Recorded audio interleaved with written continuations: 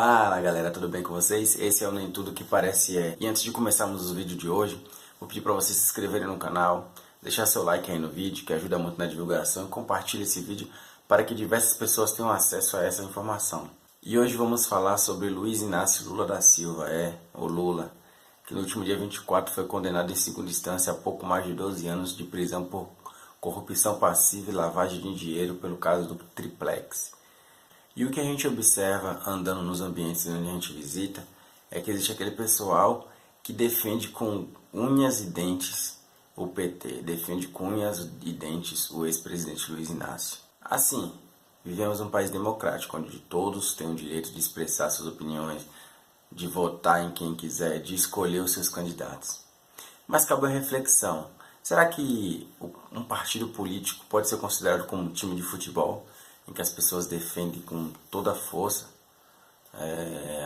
até levantando a bandeira do partido, dizendo que sou PT, eu sou PSDB, eu sou PMDB, eu sou 13, eu sou 25. Será que realmente é algo que há necessidade no meio político? A política é algo que define muita coisa num país, no mundo, numa região, num município, pois ela é que define educação, segurança, saneamento básico, alimentação, transporte público. Todos os meios da sociedade é definido através da política. E se pensarmos de uma maneira em que a política é como se fosse um esporte, vamos acabar sendo irracionais e pensar pela emoção e não pela razão. E no meio político tem de se pensar pela razão. Fato esse que leva a entender que as pessoas acabam tendo uma venda quando acabam escolhendo um candidato de estimação.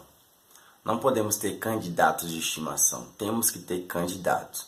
Por exemplo, não escondo de ninguém que minha opção política em 2018 é Jair Bolsonaro para presidente. Mas se levantasse algum indício, alguma prova concreta, alguma denúncia de envolvimento dele em uma corrupção ou em algo ilícito, imediatamente iria bater em retirada do apoio a Jair Bolsonaro. Porque eu não apoio ele. Eu apoio as ideias dele, eu apoio a forma de trabalho dele. E a partir do momento que essas ideias, que essa forma de trabalho foge daquilo que a gente acha que é o ideal ou quase ideal, essa opção tem que ser descartada. E as pessoas usam um partido político, um candidato político como um candidato de estimação. E é uma forma errada no meu ponto de vista. Vamos fazer algumas comparações. Muitas pessoas veneram o ex-presidente, pois dizem, porque você não viveu em épocas passadas, na época das altas inflações.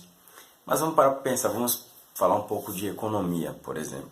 Não é muito difícil de pesquisar, o Brasil encaixou o seu trem nos trilhos da economia lá na década de 90, na época do Plano Real de Fernando Henrique Cardoso. E quando o ex-presidente Lula assumiu em 2003 a presidência, o real ele já estava estável, fazendo com que o país pudesse sim abrir as portas para a evolução e para o crescimento.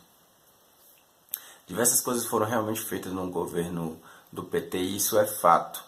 Mas somente hoje, depois de 8 a 10 anos, temos a concepção de que toda aquela evolução na verdade fazia parte de um esquema de corrupção suja para beneficiar somente grandes empreiteiras e grandes empresas dentro do país e até fora.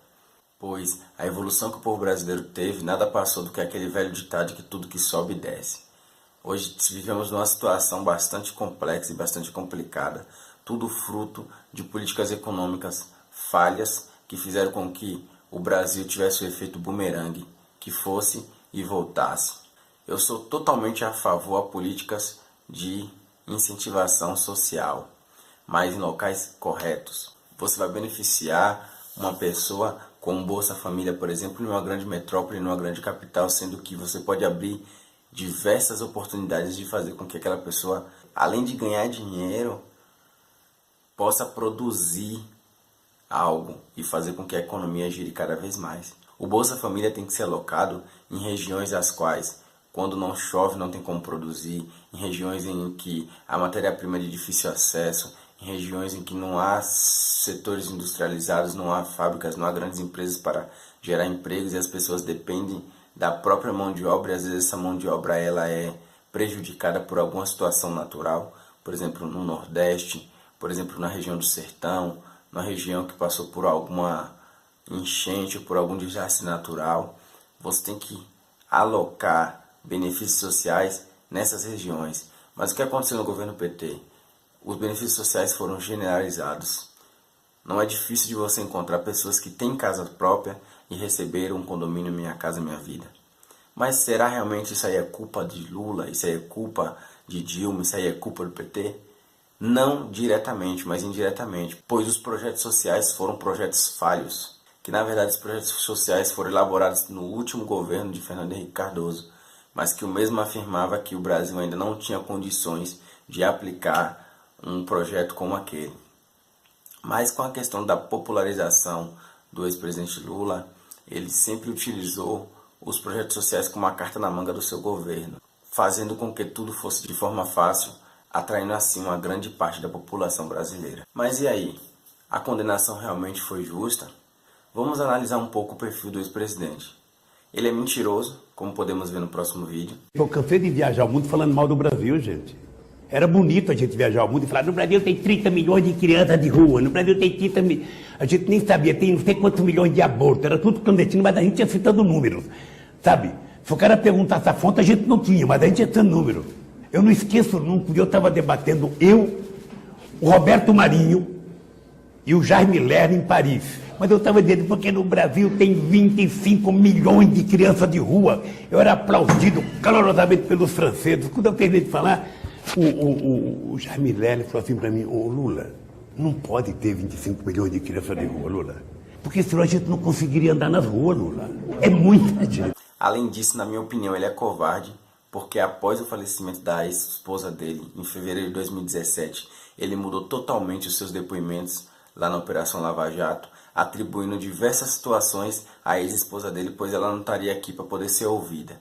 Então, mostra uma atitude covarde do ex-presidente. Além disso, como uma figura tão inteligente, porque não podemos negar a inteligência de Luiz Inácio Lula da Silva, mas como uma figura tão inteligente, nunca soube de nada que aconteceu no seu governo. Quer dizer, o marqueteiro do seu partido foi preso, o líder no governo dele foi preso, os ministros do governo dele foram presos, todos réus confessos. Diferente do ex-presidente Lula, os demais acusados na Operação Lava Jato que eram ligados ao PT são réus confessos. Réus confessos. E essas pessoas que são réus confessas colocam Lula como pessoa diretamente ligada a esse esquema de corrupção. Inclusive o Marcelo Odebrecht, que era diretor de uma das maiores empreiteiras do país, também relata em relação ao envolvimento do ex-presidente Lula nesse esquema de corrupção. Quer dizer, são pessoas ligadas a Lula, são empresários que tinham conhecimento, são pessoas que faziam parte do governo dele, são amigos pessoais dele, são diversas pessoas do Ministério Público Federal, juízes federais. Quantas pessoas estão envolvidas nessa Operação Lava Jato? Pessoas que têm 10, 15, 20 anos de judiciário. Todas essas pessoas, para grande parte da população que apoia o Lula e para o próprio ex-presidente Lula, são pessoas que estão mentindo e levantando falso. É de uma tremenda descaração ele levantar uma situação como essa.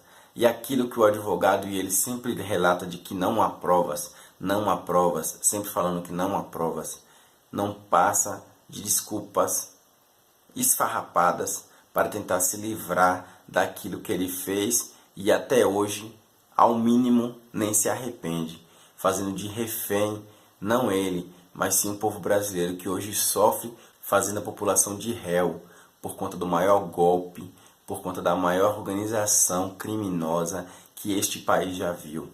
E você acha que uma pessoa que comete um delito como esse é melhor ou pior do que um traficante, um ladrão, uma pessoa que comete latrocínio? É a mesma coisa ou até pior, pois diversas e milhares de pessoas são afetadas por esse esquema de corrupção. Hoje temos mais de 13 milhões de desempregados.